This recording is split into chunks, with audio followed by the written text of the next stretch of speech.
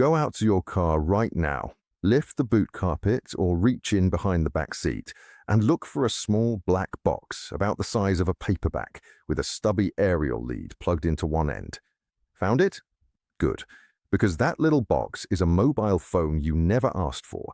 It's been switched on since the day you drove the car home, and it knows every single journey you've made since. Right then, today I'm going to show you exactly what that box is, how to shut it up, and precisely what you keep and what you lose when you do. And I'll tell you now, there's one lead going into it you must not pull while the ignition's live, or you'll be back at the main dealer paying good money to reset a fault you made with your own hands. Stay with me and I'll show you which one, because getting that bit right is the difference between a 5-minute job and an expensive afternoon. My name's Roy Cartwright. I'm a motor mechanic from Coventry. 40 years under bonnets. My old man worked the line at the Coventry plant for 38 years, and the gaffer who trained me would clip your ear if you so much as touched a wire with the battery still connected. So when I tell you a car is quietly phoning home about you, this isn't a man on the internet having a guess. It's a man who's had the panel off, held the thing in his hand, and watched what happened when he unplugged it. Now, here's where most folk get it wrong, and it's exactly how they get away with it.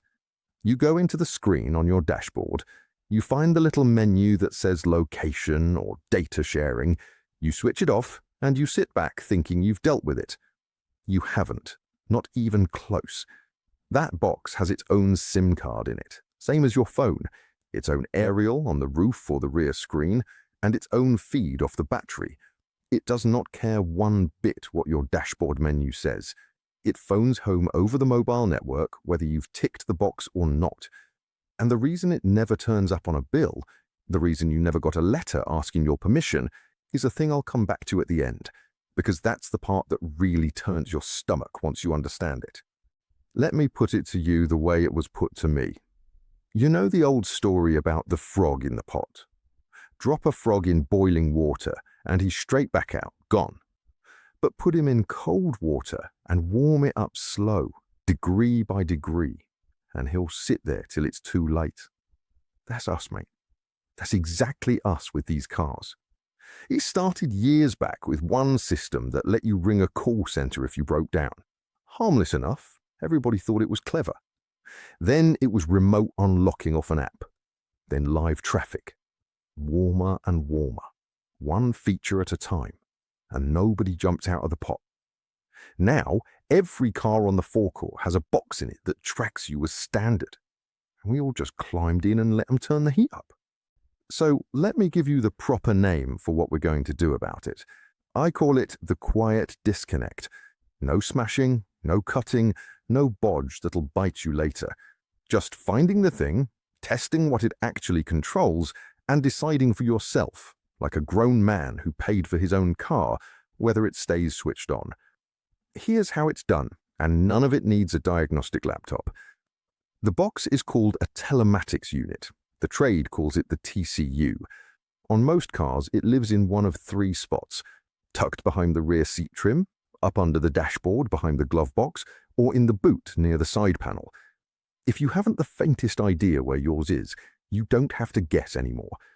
Ask one of these AI assistants on your phone, plain as anything, where is the telematics unit in my car, and what happens if I disconnect it? And it'll give you the exact spot for your exact model and year. That's the one job these machines are actually good for. Now, the safe way, the way I want you doing it first, is the reversible one, and it starts at the fuse box, not with a screwdriver. Get yourself a cheap fuse puller, about £2, and it'll last you a lifetime. Find the fuse marked for telematics, or sometimes it's marked for the emergency call system. Pull it out and go for a proper drive. Test everything you actually care about: your sat-nav, your radio, your reversing camera, your Bluetooth. If it all still works and you're content, then there you are. You've got your answer and you've not touched a single wire. Put the fuse in a drawer or leave it out. Your choice. If you'd rather have the box out altogether, the way I did with mine, it's honestly 2 screws and 3 leads once you've got the trim off. One leads the aerial, one's the power feed, and the third is the CAN bus, which is the car's nervous system, the wire all the modules use to talk to one another. That CAN bus lead is the one I warned you about right at the start. Ignition off, keys out of the barrel before it comes anywhere near your hand. Do it that way and the job's clean. Pull it live and you'll wake up warning lights from one end of the car to the other. A proper trim tool set, so you lever the panels off without marking them, is about £6, and you'll reach for it 100 times after this. But here's where it catches people out, and I've seen this one bite more than one bloke who got ahead of himself. On some cars, that box isn't only the tracker. The makers have bundled it in with other bits, so pull it and you'll lose a comfort feature or a slice of the emergency kit along with the tracking. That is precisely why I want you on the fuse test first and not the wire cutters. Old Stan on the next bench at the works, been in the trade longer than I had. He used to say, never take a thing apart till you know what falls off when you do. Wise man, Stan. So on a modern car where that module's doing 3 jobs at once, the fuse test shows you everything that dies before you've committed to a thing. 10 minutes and a drive round the block saves you a fortnight of chasing a fault you invented. I had a chap bring me a 3-year-old estate last winter, convinced it was haunted, dashboard lighting up like Blackpool illuminations. Turned out his mate had pulled the telematics plug live in the car park to stop the tracking, and half the car had thrown a wobbly over it. Fuse test first, and he'd have known in 5 minutes and saved himself the tow. Now, I have to be plain with you, because I'll not have you going at this blind. When that box goes quiet, you lose things, and 1 or 2 of them genuinely matter. You lose the automatic emergency call, the system where the car itself rings for help if you've had a bad smash and you're in no fit state to reach your phone. That is a real safety feature. And on the family car, the one the wife and the kids go about in, I'd think long and hard before I'd have it out. You lose the stolen vehicle tracking, so if some tow rag has it away off the drive, it can't be traced. And you lose the phone app that locks it and warms it through on a frosty morning. There's more. If your car's still under warranty, mind that pulling modules can give the dealer an excuse to argue a claim.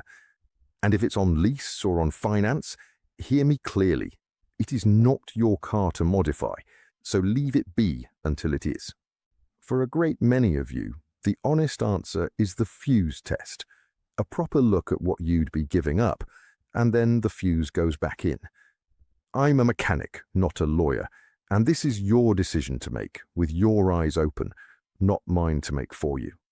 So now, the part 1 I promised you at the top. Think hard about who actually profits from that box staying switched on, because it certainly isn't you. Here's how it works. Every journey you make, the box logs it, and it sends it up the line to a middleman. They call these firms data brokers. That broker bundles your movements up with 100,000 other drivers and sells the lot on. Sell it to whom, you might ask? Well, to insurers, for a start. Do you brake hard? Do you take a roundabout with a bit of enthusiasm? Do you sit parked outside the pub of a Friday night? Every bit of that is worth money to somebody working out what to charge you next year. And here's the clever con of it, the part that got me. It's the same box that gives you your live traffic rerouting. So you're grateful for it. You think it's a gift, while the very same feed is being sold to price your premium. One of the big car makers got hauled into court over in America and paid out millions to settle it, overselling driver data on exactly like this.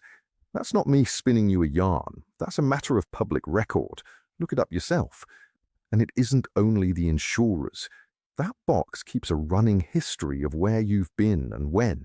So anyone who gets hold of that list, whether they buy it fair and square or come asking for it, knows the roads you drive, the house you park outside, and the hours you keep. No detective, no warrant, no knock at the door. Just a box you paid for, quietly keeping the diary. They do not make a penny when you understand your own motor. They make their money when you don't, when that box sits there quietly earning for a stranger, while you foot the bill it helped to write. So here's what I want you to do this weekend, and it'll cost you next to nothing. First, find the fuse box diagram. It's in the handbook or printed on the fuse box lid. And hunt down the fuse marked telematics or emergency call.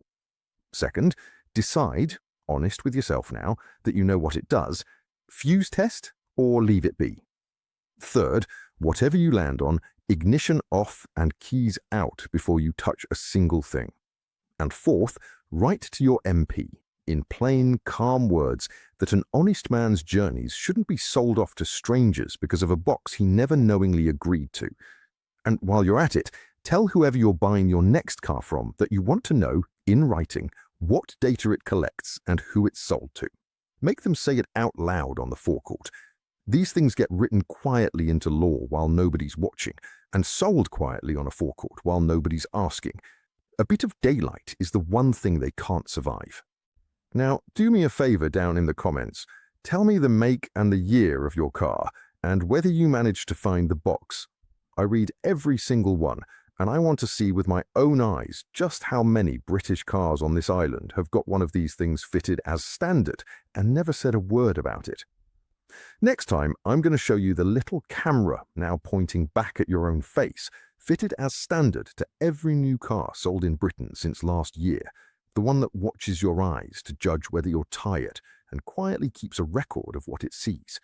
Most drivers have no earthly idea it's there, sat up on the steering column, looking at them the whole drive. That one's already up, and it's the very next thing you ought to watch. The blokes who kept these motors running before the computer took over knew things no diagnostic machine will ever tell you. Until next time, mate, look before you spend.